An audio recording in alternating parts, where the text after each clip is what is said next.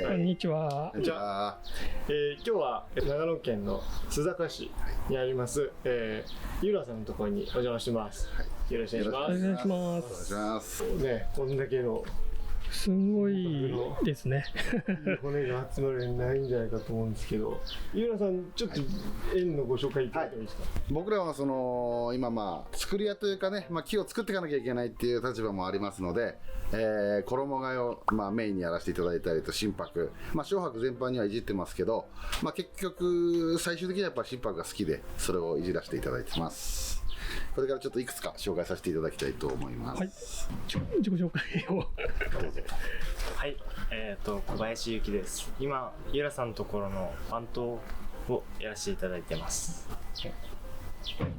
修行ね、修行は新さんのところで。親方は小布施町で盆栽園を構えてる鈴木真二さんのところで6年修行させていただいて、でその後今ゆらさんのところでやらせていただいてます。なるほど。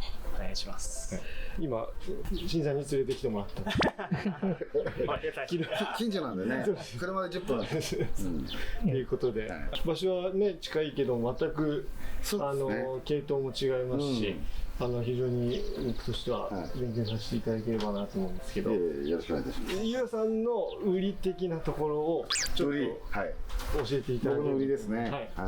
本当に見るに多分いい骨がいっぱいあると思うんですけど、やっぱ造形美が好きなんで、木のもう元のなんだろうな、本質ってところがやっぱ好きなんで、その木の骨を生かした作りをしていきたいっていうかやっぱ心がけてはいるんで、だからそれになるとやっぱり心拍が一番なんかこう分かりやすいというか最近黒松とか松も赤松、黒松、五葉松も好きだから、やっぱどうしてもいじるんだけど、やっぱり本当にさっきも言ったように偏ってしまって心拍に偏ってしまうんだけど、なんかおすすめというかもうこれは見せたいみたいなのありますか。もうぜひ僕の代表作を代表作を見てください。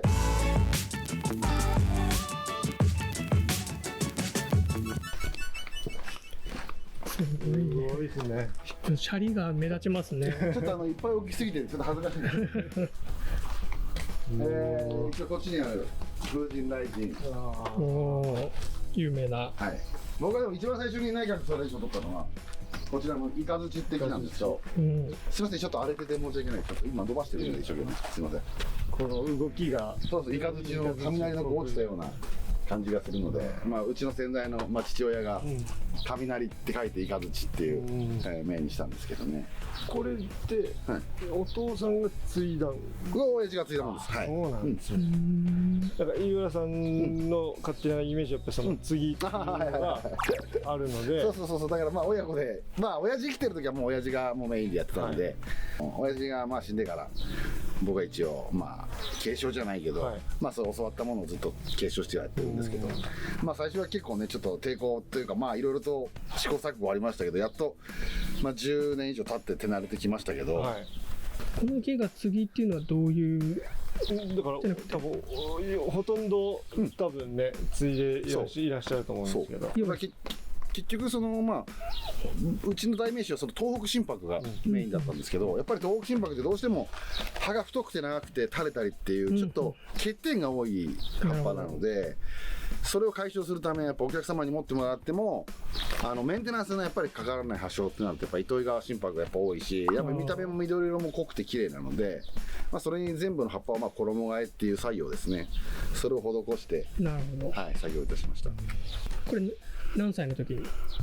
これは僕はでも多分今どのぐらいなんだろうな、もう30年ぐらい前ですよ。継ぎしたのは親父が。で飯浦さんの名前で作品出した。そうです。親父が亡くなった次の年翌年出したんで、2016年なんで約9年前です。10年なんで親父が亡くなって。なるほど。で隣がこれ去年でしたっけ？これは去年、一昨年49回の内閣総理大臣賞をいただいた木ですね。これが風神って、こう衣を背負った感じが、このシャリが風神の衣を親父が見立てて、それで風神ってつけて。お父様が名前を付けられたんですね。なんか龍って名前がやっぱ多いんで、その龍じゃない方が親父はいいなっつって。神にしちゃいました。これ豪快だよな。豪快だけど動きもあってっていう、すごいですねこのシャリゲが。これも結構でかい木を折りたたんで作った木なんですけど、折りたたんで端をも入れ替えて衣替えを施して現在に至るんですけどね。鉢も餃子さんにオーダーで作ってもらって、裏に風神って書いてあるんです。専用なんですよ。すごい。こっちは雷神って書いてある。これついで2枚作ってもらったんですけど、これ同時期にあったってことなんですか？じゃあそうです。たまたまそう。すごい。でやっぱり親父がそれを見立てて、やっぱり風神雷神だっつって、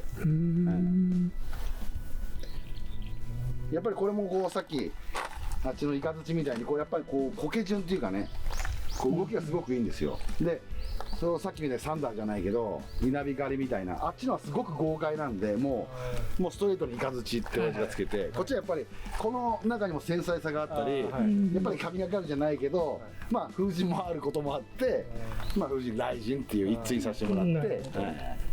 確かにそうですね、雷動きっぽいけどもしないかさもある。そうなんですよ。こうエレガンスで結局、あと心拍の中で結構皆さんこう、いろんな心拍見られてると思うんですけど、両脇に水水のある木ってほとんどないと思うんですよ。2本の水水で立ち上がって、しかもこれがねじれてここで上がってくるって、その水水の芸ってやっぱり心拍の中でもやっぱり水水の芸っていうのは醍醐味なんで、やっぱそれが特にこの木が感じられる。本当に俺心拍の中でも本当に数少ない木だと思います、この木は。で太さの迫力もあり、やっぱり動きもある、流れもある、やっぱ本当にこの木はもう大好きな木なんですけど、これはまだ作風、それをだから今彼に作ってもらってるんで、彼がゆくゆくはまあ目指せ内閣でなるほど頑張ってもらいたいなと思って、うちの番頭さんもやっぱタイトル取らないと。じゃあカンタさんライバル監督も手柔らかにしてもらって、そんなことないで一門なんだからね。そうね、同じ一応しかも一門の上だから下にはね本家でちゃんと入れといてね。なるほど。まあそういうまあ冗談半分だけど、まあ彼たちにも受け継いでそういう作風をやっぱり後世に伝えていく、後に継いでもらうっていうやっぱ僕の思いがやっぱあるんで。どうですかこれを作るって？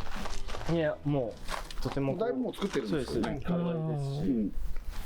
こういう木をまた触れることがすごい嬉しいので、そうですよね。はい。その思いにちゃんと応えれるように作っていきたいですね。ゆうきさん、しんさんの時にお弟子さんの時はお父様いらっしゃった？お父さん。タカさんのそうです、いましたね。いましたね。で弟子の頃結構よくして、来れば気さくに話していただいたりしたので、やっぱそういうのもありましたし、やっぱ思いはありますね。はい。そういう時の思い出とか。そうですね。確かに。ぜひ頑張りたいですね。で、隣がこれ昆論って、中国の幻の山ですね。物語で空想の山なんですけど、昆論ってそこには1000人が住むとか、例えの山らしいですけど、不動のものとしてどこを切り取っても面白い幹ですよね。そうなんです。結構面白くてね、動きがいいんですけど。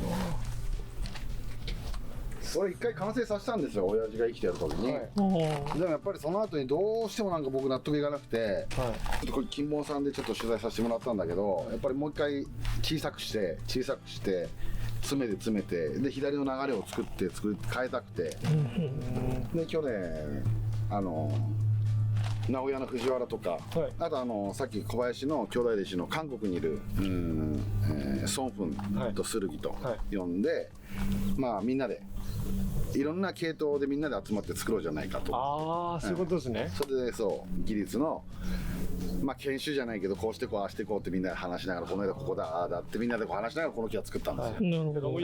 変な話、一門とかそういう関係なく、そう関係なくやっぱりそう技術っていうのはやっぱり今の若い子たちに継承してもらいたいし、やっぱりその気持ちは持ってもらいたいんで、やっぱりそういうちょっと定期的にこれからもそういうものがあれば呼びたいなと思うんですけど、なんかね重要というか今後に絶対残さないといけない。やっぱりメイドインジャパンは技術なんで、やっぱり技術とセンスはやっぱりそれは絶対的なもんだから、まあしょうがない、皆さん商売もされてるから木が出てくっていうのはしょうがないけど、どうしても技術っていうのは技術とセンス、もうその辺の合わせ鉢合わせとかそういう絶妙なところはやっぱ日本人の本当にメイドインジャパンしかないと僕は思ってますから、そこはやっぱり死ぬまで頑張りたいと思います。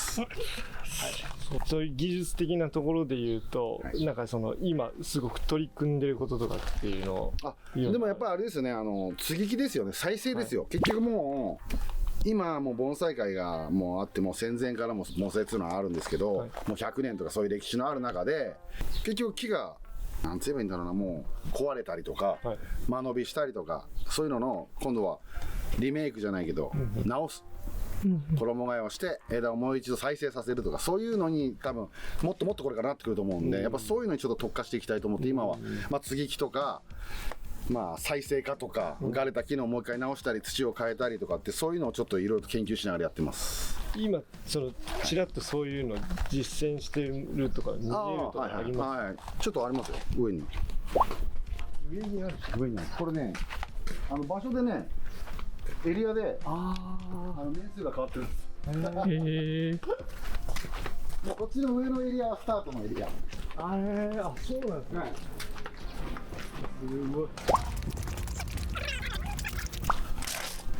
これ黒松なんですけど、ちょっと今年接ぎ木をちょっとしたんですけど、ちょっとまあつかなかったところもあるんですけど、そうまた再生化、結局幹はこんな素晴らしいのに、結局もう枝が遠くて盆栽にならない。やっぱこういう黒松とかもそうだし、心拍もそうだし、五葉松もそうだし、そういうのがやっぱり多いんで、やっぱこうやって再生化をさせていこうっていうのはずっと日々思ってます。どういうところがついてるんですね。これがこれなんかここですね。それも結局間延びしちゃってるんで、コンパクトにして、また次の世代に渡せるように、これで結局畳み込んで枝でこう作っても、結局またその枝っていうのはもう短くはならないから、一回短く誰かがしてあげないと、それをまた楽しんでもらわないといけないんで、こういう木でも再生化させながら、ちょっと今実験中でこういうのはちょっと黒松はちょっと探り探りでやらせてもらってるんですけど、あとは心拍の衣替えとかがそうですね、心拍がまだ今去年聞いたものなんですけど、やっぱりこういうどうしてもねダメな時もあるんですよ。ついでもそう継がせてもらってもダメになっちゃうのもあるし、それでやっぱついてますからね、このとかこの辺もそうだし、結構成績はだからもう100% はないから、確率的に 90% に近づける接ぎ木をしたいんで、要は図書の骨に、図書の骨に結局図書が結局手が痛いとか、結局僕らの維持管理が大変になったり、お客様の手入れの時間が大変になったりとか、どうしてもねやっぱりちょっとないがしろにされちゃって傷んでる木が多く見えるんで、それを僕の力でできる限り図書から心拍に変えて、それもみんなに認知してもらいながら、ちょっとお安くね、お手元に届いたりとか、そういうのをちょっと楽しめるかなと思って、ちょっとそういうのにも今取り組ませていただいてます。なんか例えば完全にもう心拍に衣替えが終わった木とかってあります？ありますよ、ありますよ。それは今度また第2段階。第2段階。これが去年の第1段階。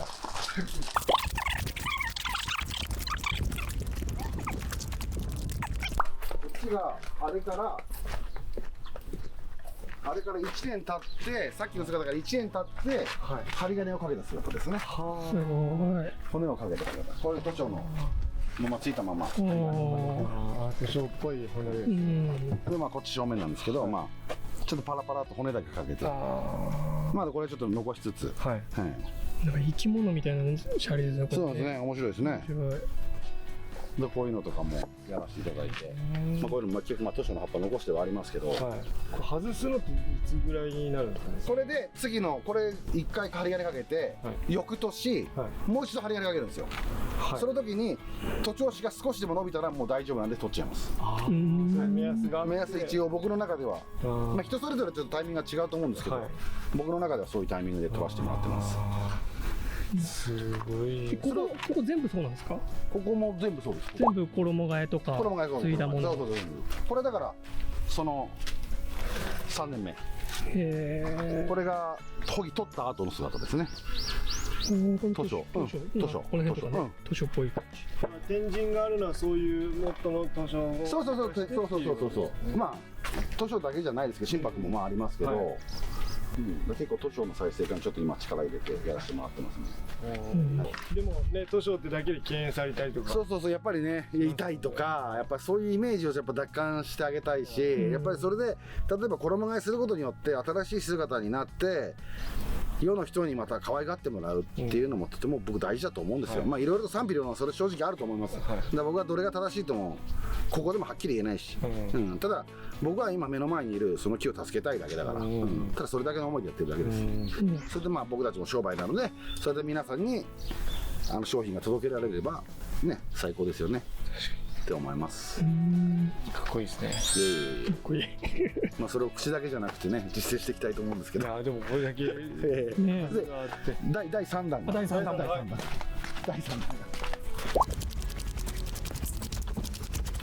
ああ、すごい細かい。もうここまで。これが3年目になるともうここまで。これはでも心拍。これは心拍です。これは心拍。これで何年？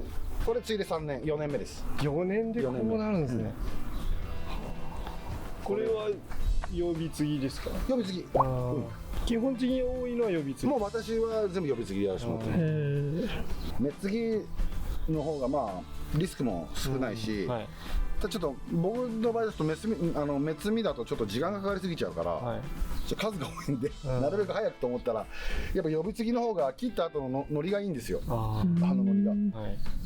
なのでそういう風にちょっと取らせてもらってます。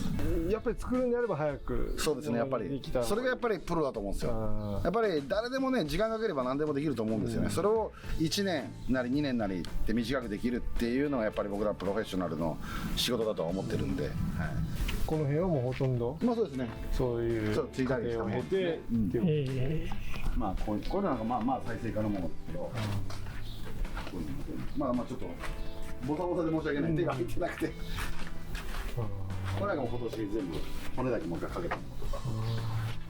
要はそれは例えば図書から心拍じゃなくて、例えばこれは心拍ですね。東北から北で北海道から糸魚川、それはもう全ての心拍全てでできますからね。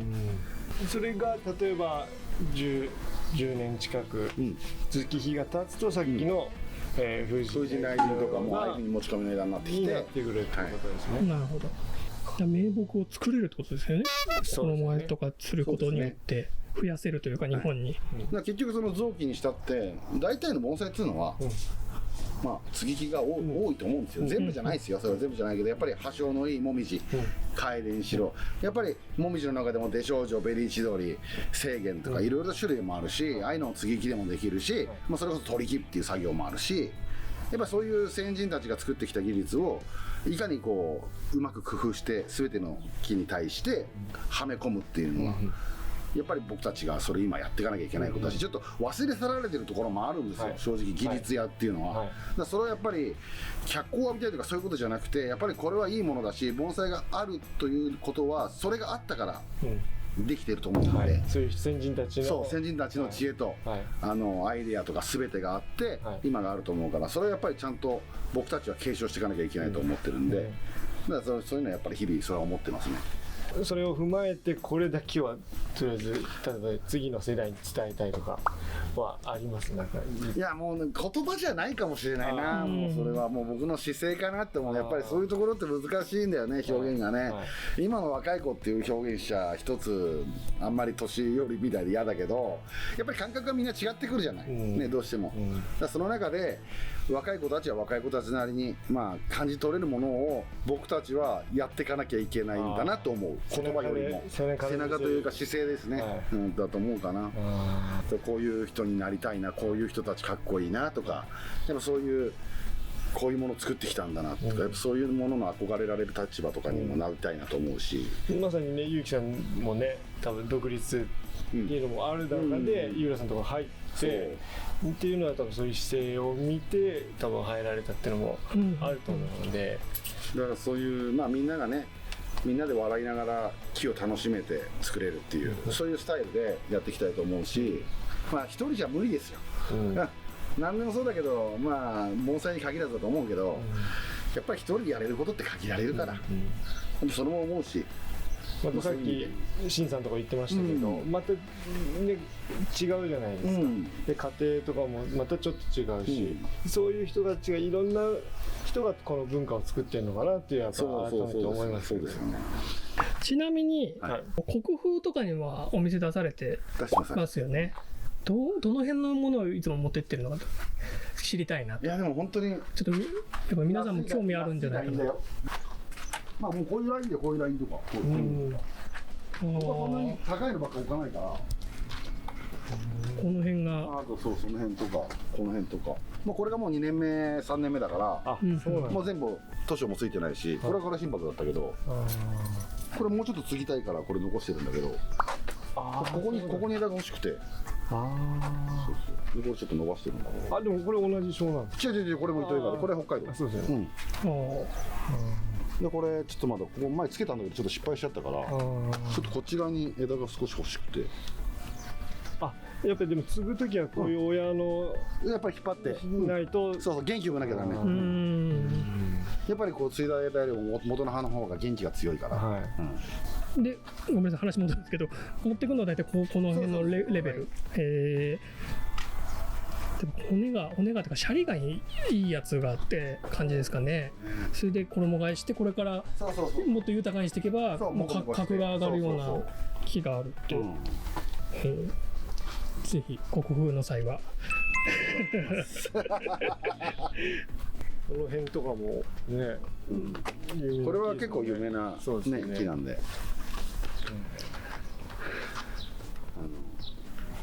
山口県の方が持ってらっしゃって。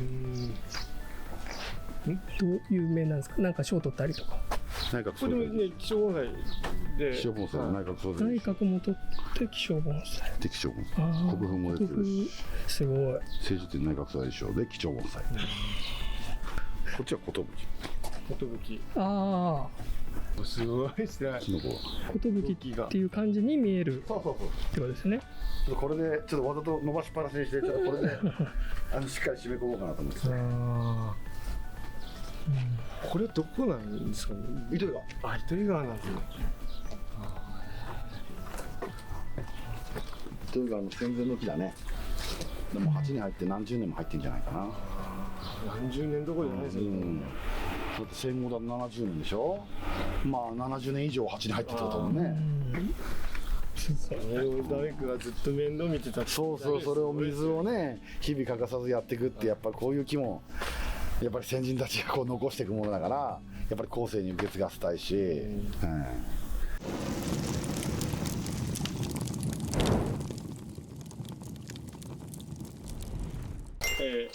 井浦さんに園のご紹介いただきました。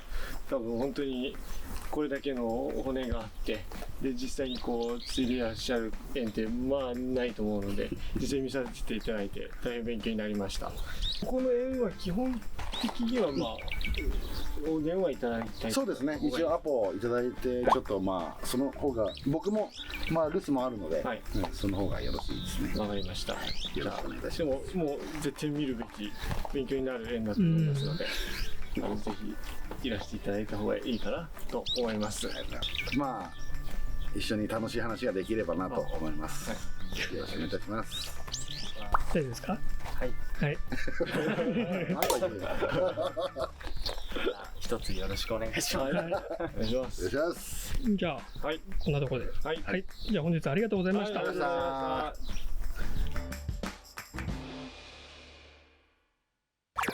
ここも雪積もりますよね。そうそうそう。どうするんですか？このままですか？あ、もう全部中に入れる。じゃあここなくなっちゃうんですか？でかい車ついるぐらい。そうなんです。でかい車さ、でかい心拍と赤松からかな、はい、その3本だけは残ってるけど、あと全部そっちの上のハウスとこっちと2個全部入れちゃう。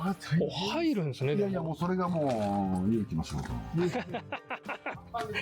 パンパンですよね。1週間ぐらい泥まみれ。ことになって入れて。すごいっすよね。このでかさ。